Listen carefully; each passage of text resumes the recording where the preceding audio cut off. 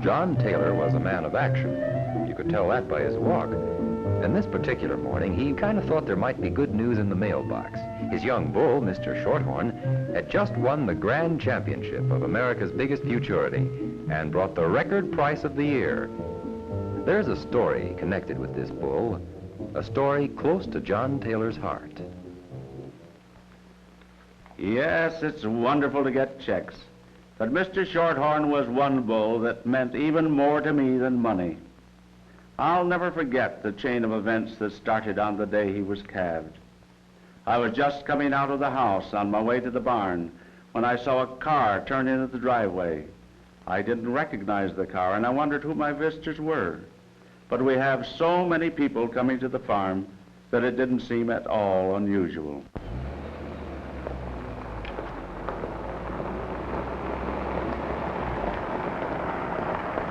How do you do, gentlemen? Hello there. What can I do for you? Are you Mr. Taylor? That's right. My name is Dave Belden from Dillon County. Well, Mr. Belden, awfully glad to meet you, I'm sure. My son Tom. How do you do, Tom? How do you do, sir? Nice to have you here. We're grain farmers, and we're considering putting beef cattle on our farm. Good. We've investigated the other beef breeds, and now we're looking up the Shorthorn cattle. Fine. We've got a list from the American Shorthorn Breeders Association showing all the members. And we found your name, and being close by, why, Tom and I decided to come over and see you. Good, I'm awfully glad you did. I'll be glad to show you what we've got here. Well, we'll that's go down fine. to the barn together. I'll leave my coat here. Splendid idea. Take your hat and coat off, Mr. Belding, and we'll go down here. You know, we've had more visitors here in this last week than we've had for quite a while. There seems to be a growing interest in Shorthorns. That's all. Not surprising, because, you know, the cattle business is really big. It's the biggest business in the world. In the world? Yes, sir. It's bigger than steel. It's bigger than the automotive industry. It's bigger than railroads. It's big. That's what Tom's been telling me. Yes, and we breeders are awfully proud of the fact that the Shorthorns are the oldest purebred stock on record. They're the oldest. Why, yes, and right here on this farm, starting with my grandfather, we've raised Shorthorns for 3 generations. My, that's a long time. Oh, it certainly is. On that group of heifers there, we worked for years to develop a type that we would be sure would reproduce itself. And out of that same group of heifers will come the seed stock that we'll sell to other breeders and go into the commercial herds, so that they can be sure that they'll get the greatest quantity of beef for the amount of feed consumed, and not only that, but the highest quality. Well, we have surplus grains and grasses on our farms that we need converting into a cash crop. Well, the Shorthorns will take care of it for you, all right. Look at 'em eat. That's one of the outstanding Shorthorn characteristics. You know, they'd convert your grain into the highest profit dollar you've ever experienced. Boy, they're sure converting now. They certainly are. Come, I'll show you something about color. Well, we'd be glad to. We're here to learn all, Mr. Taylor. The cattle I'm going to show you next, I think are going to give you a fine illustration of the Shorthorn color pattern. The group as a whole are very uniform. That's the thing we strive for. But this color pattern with its variance of color allows each animal to have its own individuality. And I think that's one of the swell things about the Shorthorn breed. That particular animal you're looking at now is a red. We believe that that's a basic Shorthorn color. I think you'll find it predominant in most of the herds across the country. We have also have white occasionally. And there's a very splendid example of a white Shorthorn here, that young bull just on the other side of the fence. You know, one of the interesting things is that some of the most famous bulls in Shorthorn history were white. This fellow here is a pretty good specimen. He's got splendid conformation. Look at the back and the underline and the thickness and the fullness and the depth of the rib. Look at that head. You know, that head to us denotes masculinity, a thing we've been striving for. Hey, guys, look. Look at the rascal go. That's what I like in a bull, spirit. He sure got a lot of spirit tonight, hasn't he? Now, there's one more color that I'd like to show you, and that's a roan. And we've got some pretty good roans around here. In fact, we got a good one right here. Now, you've seen the reds and you've seen the whites, and here you have a roan. You know, it's a blending of the two colors. And really, I don't think that there's anything more typically Shorthorn than this fine, even color that comes out of the blending of the two. I'd like to call your particular attention to the brown pigmentation of the Shorthorn skin, around the eyes and around the muzzle. It's present even in white animals, and it makes them immune to the scorching rays of the bright, direct sunlight, which all too frequently causes cancer eye in certain other breeds. These are just a few of the characteristics that are exclusively Shorthorn, and of course are the advantages of the breed. Other beef breeds have their own distinguishing features, and there's understandable rivalry as to their respective merit. You're doing the right thing looking at all breeds. I haven't got the slightest doubt which one is going to get your vote. It'll be Shorthorns, of course. That's my daughter over there washing her prize heifer that she's going to put into one of the shows. She looks like a winner. Yes, that's just about everything we want in a female. Beautifully balanced body. Round and full and plenty of quality. And underpinning properly placed. And I want you to note particularly that head, that femininity of character, the broad muzzle, the wide nostrils, and that slightly dished forehead. You know, we like to build them like a box. Plenty of depth and width, and overall a fine covering of firm flesh. Gee, Dad, I didn't know I had company. Come on over, Dave. I want you to meet my daughter. Gene, that is Mr. Belden and his son, Tom. Oh, I'm sorry for laughing, Tom. I just couldn't help it. You look so funny. You don't look too sharp yourself. Well, I guess you're right. Say, would you excuse me a minute? I think I'll go in and change. Wait for me? Sure, go ahead. Oh, I guess we're going to lose Tom for a while now.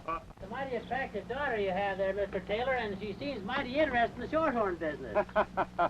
You know, I tell her she's the most valuable hired man we've ever had on the place. Why, it's a nice bunch of old calves you got there. Yes, you know, their value depends not alone on their individual excellency, but how they perform in the herds into which they go. Well, do you have any trouble selling them? Oh, no. That profitable Shorthorn characteristic, you know, of faster gain and putting on more weight in any given period, makes them valuable in all cattle herds. You mean they'll gain faster and weigh more than the other beef breeds? Absolutely. They've proven it generation after generation. Well, that's what I'm interested in my farm program. Well- Say, what's going on up here? Oh, they're probably vaccinating or tattooing or something like that. Would you like to see it a little closer? This ought to be of interest to you. You know, every calf, purebred calf that is, has a registry number tattooed in his ear. We then put this number into the pedigree and it's kept on record at the association office. The mechanics of tattooing are very simple, and when they're properly done, they create a permanent security to the buyer and breeder as well. Kind of a sort of guarantee of title. Calves don't always like this, you see, just like this fella here, and express their disapproval. Now, see how he's rubbing that ink into the little perforations which barely penetrate the skin? Now he's going to vaccinate it, and that'll give the calf immunity to blackleg and brucellosis. Come on, Dave, we got to keep going along. Oh, pardon me. Oh, Gene. Yes, Dad? Bring the cows up from the Cool Creek pasture. Okay, I'll hop right to it. You don't have to get the cows now. Oh, I'll be back soon. It shouldn't take long. Okay. Say, you wouldn't care to come along with me, would you, Tom? You twisted my arm. Let's go. I've got another horse right here for you. Sure. You can have the bay mare there. Dad and I were out riding this morning, so the horses are all saddled up and ready to go. I think you'll find those stirrups are all right. That's Dad's horse. Say, where's this Cool Creek pasture you mentioned? Oh, that's over the ridge, about a half a mile, I guess. Let's go. Dave, that boy yours sure knows how to handle a horse. Well, he's been accustomed to handling horses all his life, John.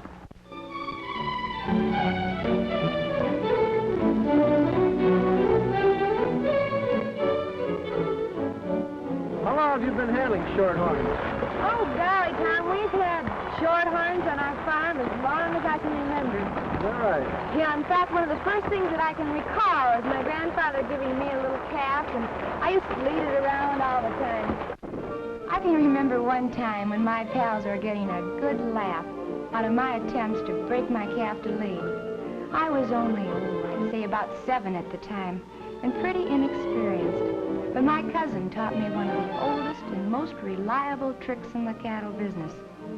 I learned that a little cooperation is mighty helpful if you remember to take up the slack at the right time. I also remember how closely our county agent worked with the 4-H club and how very helpful he was in teaching the youngsters the problems of raising and taking care of the cattle. You know, Tom, you're never too young to start in the cattle business. There's something about, being with animals and caring for them that helps develop character and, a sense of responsibility in the youngsters. And, of course, the quiet, friendly disposition of the Shorthorn makes him particularly appealing to children. Well, this may all sound kind of stuffy to you, Tom, but anyway, I think the calves are just darling. Golly, Jean, this experience you've had must have taught you a great deal about Shorthorns. I guess it has, Tom. I suppose you can even cook them, too. Well, as a matter of fact, I can, and if you and your father will stay for dinner tonight, I'll prove it to you. In fact, I'd really love it if you would. Gee, I've been hoping you'd say that. Well, fine. Say, the herd is here. Let's get to work. All right. And while Bill's getting the halter on the bull, I really want to show you something. You see that cow over there? She a pretty fine specimen? Wonderful cow. That's Marigold. She's the dam of the heifer you saw on the wash rack this morning. That'd be your daughter's cow. Yes, that's right. Jean's cow. You know, her granddaddy gave her that cow when she was just a youngster. And some time ago, I bought an international grand champion bull and bred this dam to the bull.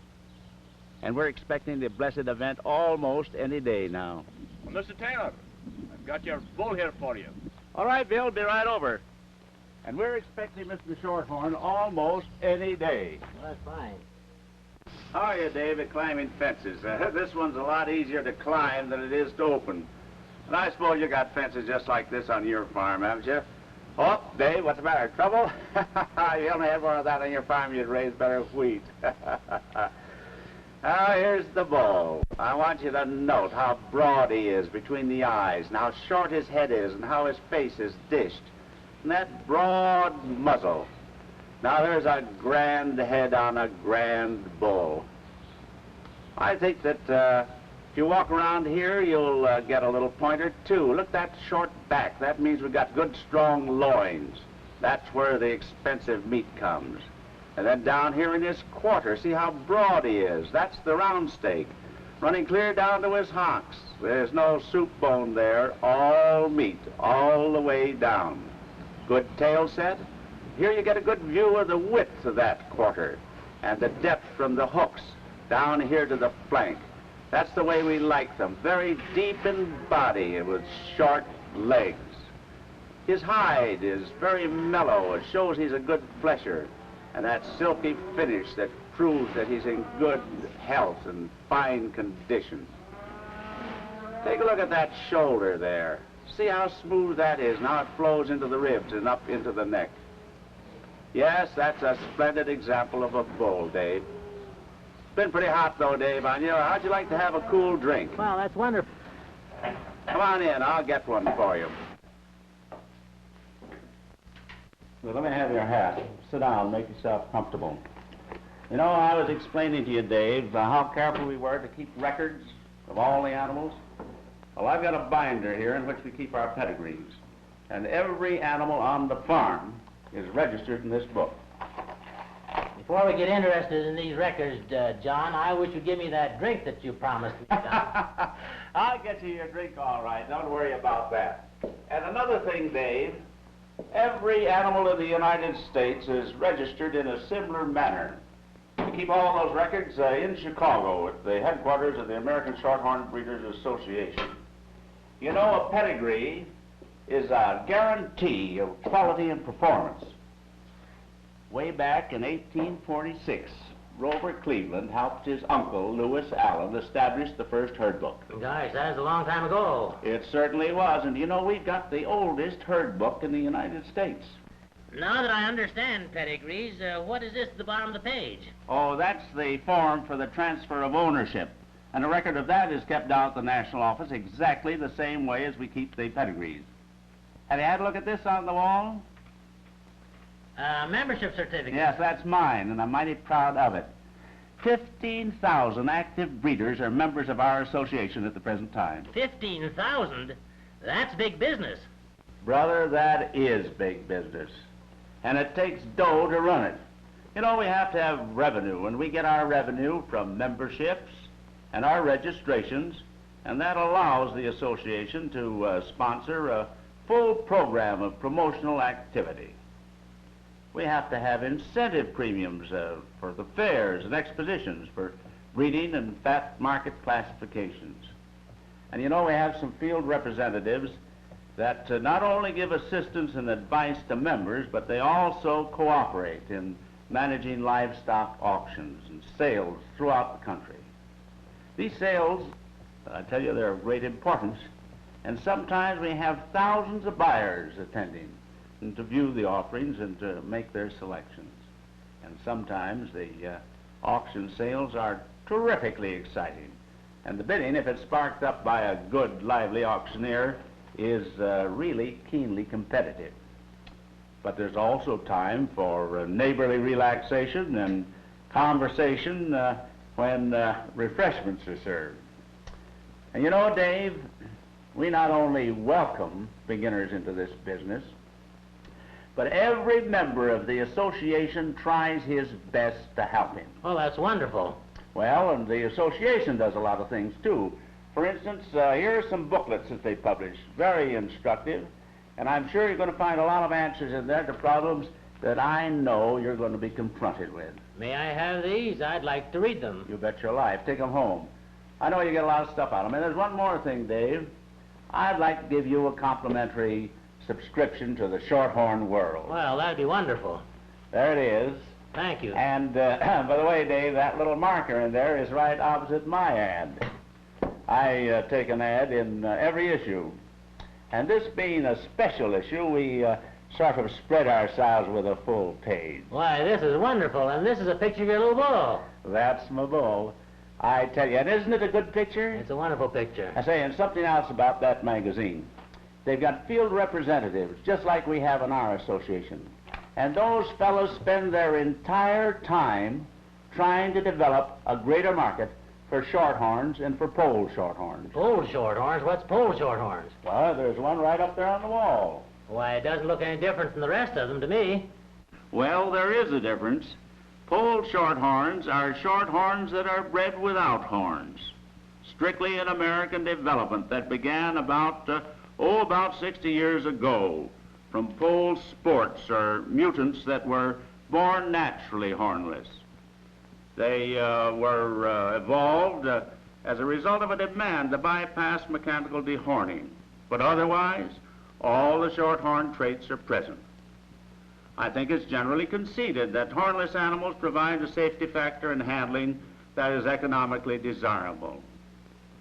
But one of the most attractive features is the demand for breeding stock from foreign countries. Countries like Australia, South America, New Zealand, and even South Africa. Many polled breeders are commanding top prices at home as well as abroad for bulls just such as these. I think that's quite understandable because of the influence that they exert on the conformation of registered and commercial cattle throughout the world. And the shorthorn breeders of the pole stock, well, they have their own special livestock exhibits and sales just as the shorthorns do. But they're also eligible in the general shorthorn competition. Many of the steers are, well, they've been accorded grand championship honors over all breeds. And their pedigrees, well, they're registered in the American Shorthorn Breeders Association herd book. And any unbiased observer will tell you, just as I am, that the breed is going places. Now, I understand about these pedigree cattle, but what's this all got to do with the meat that we buy at the store? That's a good question. You know, most everybody asks that question. These pedigreed animals that I've been showing you all afternoon are the seed stock. We develop these animals and build them up in the finest way possible. And then we pass them out to the commercial breeders. Oh, I see. They produce the meat for the market that you eat. There's a splendid example of a commercial herd up there. That was the prize-winning lot at the International some time ago. Well, they're certainly a uniform bunch of cattle. And that uniformity is paying off. You know, the world's record price was paid at the Western National Show in Denver recently for this very carload of shorthorn steers. The shorthorn feeders won over all breeds at Denver and outsold the grand champions of all other breeds, not only by the pound, but they also reached a new world high per feeder with 70 pounds additional weight per head. The way that a feeder operates is to buy calves and fatten them for market. And since feeders want animals with quiet dispositions and fast gaining ability, the demand for shorthorns is consistent and guarantees a consistent market. You know, the purpose of registered herds is to provide improved seed stock for the commercial programs. Better breeding results in bigger profits every time. Registered bulls used on commercial cows produce the best stock. Many producers of feeder cattle are crossing breeds by using shorthorn and pole shorthorn bulls. And if they do as well as numerous official and private experiments have consistently proved, these calves will be heavier both at weaning and yearling weights. And the heifers, resulting from this cross, naturally they'll attain greater weight and consistently raise bigger calves. You know, this in itself is responsible for the increasing hundreds of shorthorn bulls purchased each year by range producers. You know, at a recent impartial feeding test of different supplementary rations with straight-bred calves, the shorthorn steers gained 26 hundredths pounds per day more than the average of the other two beef breeds. And on today's market, that means lots of extra dollars. Now I see what you mean by your slogan, shorthorns are best in every way. Now, Dave, you got the idea. That's exactly what we mean. Why, here are the youngsters now. They're coming up with the pasture. They got the cows with them. That's fine.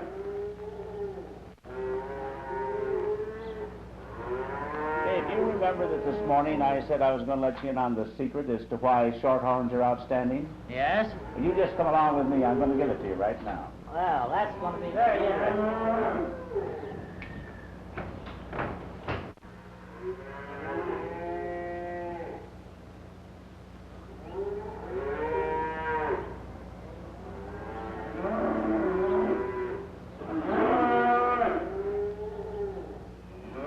Hello, kids. Hey, Tom, you did a swell job bringing those cows in. Oh, I just went along for the ride. In any event, I think I better go in and help Mom with dinner. I'll Well, see you all later. that's a pretty good idea. That's a pretty good idea. I'll tie up the horses for you, Gene. Dave, that secret is milk. You know, the shorthorn cow has plenty of milk, and that gives the calf a lot of vitality and a good, healthy start in life. Look at that fellow go to it. Yes, sir. You know, that's the reason why shorthorn cattle will outgain and outweigh any other beef breed. You mean to say the shorthorns will outgain and outweigh? That's right, Dave. We've proven it time and time again. Well, did you have a nice time, son? I'll say I did. Tom, what do you think of all this business? Well, from what I can see now, it sure makes me hungry.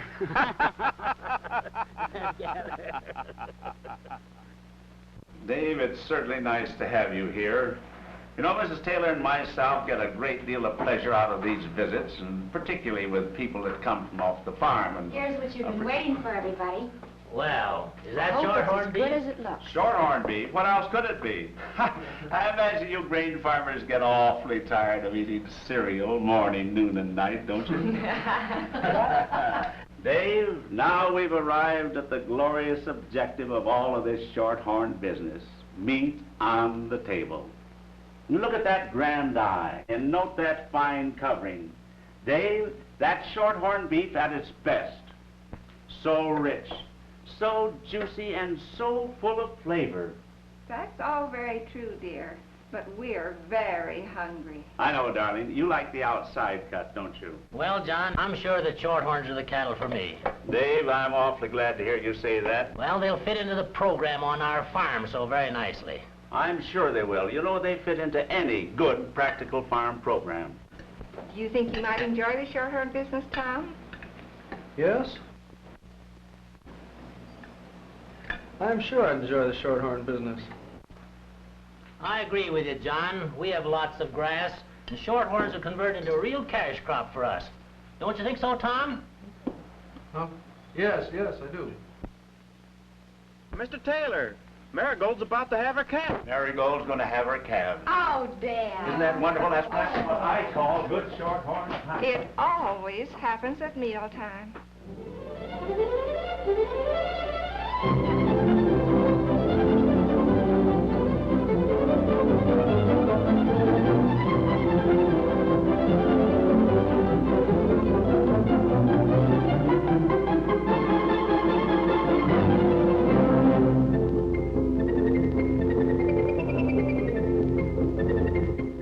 What a run we had. We finally got there all out of breath, but it certainly was worth it.